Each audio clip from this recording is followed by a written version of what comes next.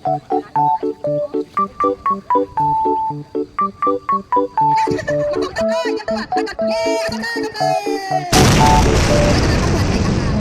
รติเป็นประธานในครั้งนี้ขอตบมือส่งเสริม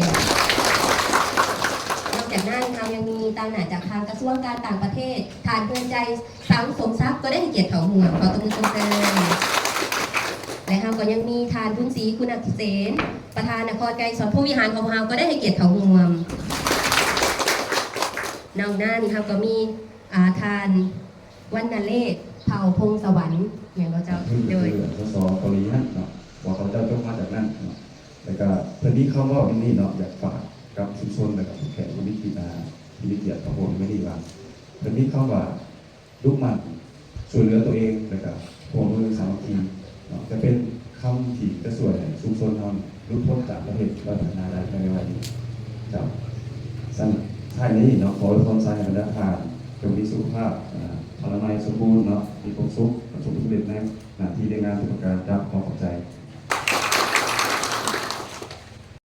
เขาก็ยังเห็นได้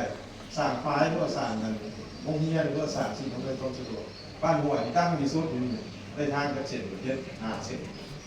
เส้นถือว่าแถวหน้าและอยู่ใน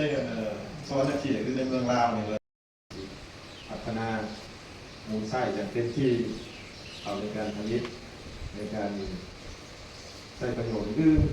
อาชีพในมอบแบบเป็นทางการเนาะเป็นสักขีพยานอันเราตั้งใจมาได้เนาะเพราะโอ้จะเป็นของเฮาแท้เนาะจะเป็นมีส่วนร่วมใช้ประโยชน์แท้จะปกปักรักษาแท้เนาะจะพัฒนาต่อยอดแท้จะให้และจะเป็นทางการเนาะ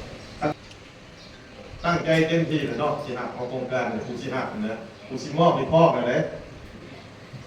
ตั้งใจเลยเนาะดังนั้นข้าพเจ้าขออนุญาตเนาะ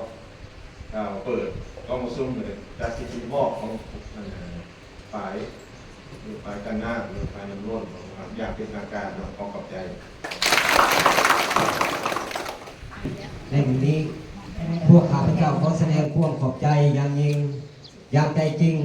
มายังสถาบันแม่น้ำคลองกองทุนหัวมือแม่น้ำคลองสาธารณรัฐเกาหลีมหาวิทยาลัยสวรรณเขตภาคส่วนรัฐวิศวกรและทุกทานที่มีส่วนรวมในการเห็นให้โครงการนี้กลายเป็นความจริงมันจะช่วย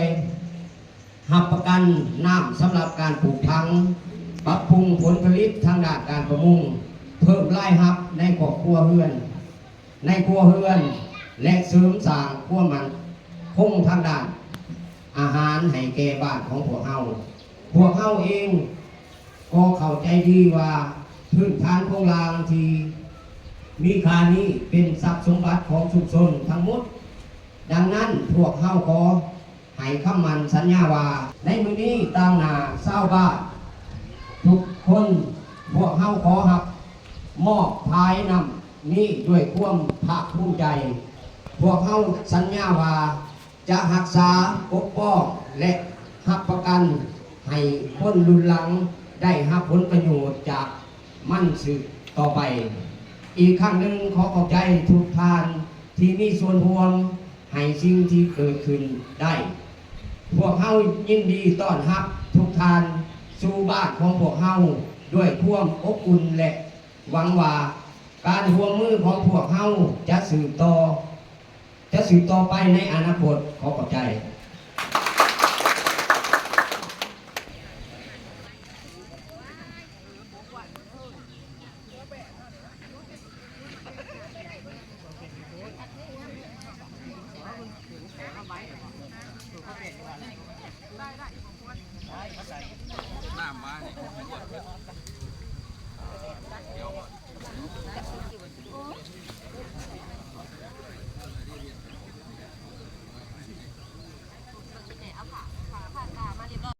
ความเป็นจริงอีกทีหนึ่งเนาะนี่คือวิถีชีวิตความเป็นอยู่ของทางประชาชนของพวกเขานี่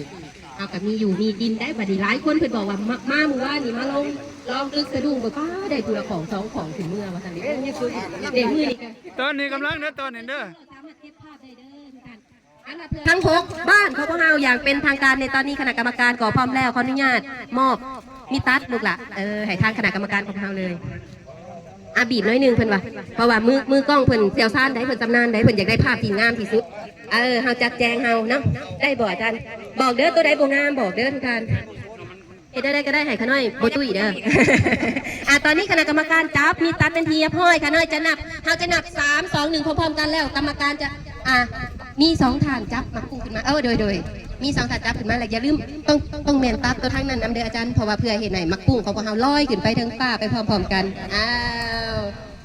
พร้อมแล้วตอนนี้คณะกรรมการทั้ง3ฐานก็เตรียมพร้อมเพราะเขาจะนับ3 2 1เป็นไปพร้อมๆกัน1 2 3 3 2 1 2 3มักปุ้งลอยวันนี้ลูกมักปุ้งลอยแล้วตัดแล้ว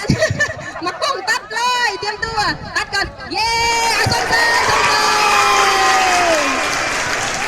ขณะกระหาคำขวัญให้กับไฟกันน้ำพวกเฮาได้เนาะขอให้ไฟกันน้ำมั่นคงซุ่มซนเข้มแข็งการผลิตก้าวกสิกรรมของเฮาก้าวไกลขอตบมือสมใจอีกครั้งหนึ่งอันนี้มอบคำขวัญให้กับไฟกันน้ำวันนี้ขอให้ทุกท่านยืนใกล้ๆกับแผ่นพิธีมอบหับและพวกเราจะเก็บภาพงามๆนอนในตอนนี้มือกล้องมือถือให้กินผ้าเรือล้นมีทรงนำทรงตามประสงค์เกิดไว้มโนแม่ดังปัทไทยวามาเดินควรจะเมาแล้วนอนตื่นให้เจ้าเห็นมันเต็มผ้านอนหลับตาเจ้าพันเห็นโดยแก้วเจ้าขัดแถวจังมันพินมีมุกกินเหลือหลากวันมาโหนเสียงตรงท่องที่คืนให้เจ้าลือล้นคนนำพ่วงแกกระชวนโซรามมีคนตาบรรทาให้เส้นว่าให้มีหน้าเส้นไหน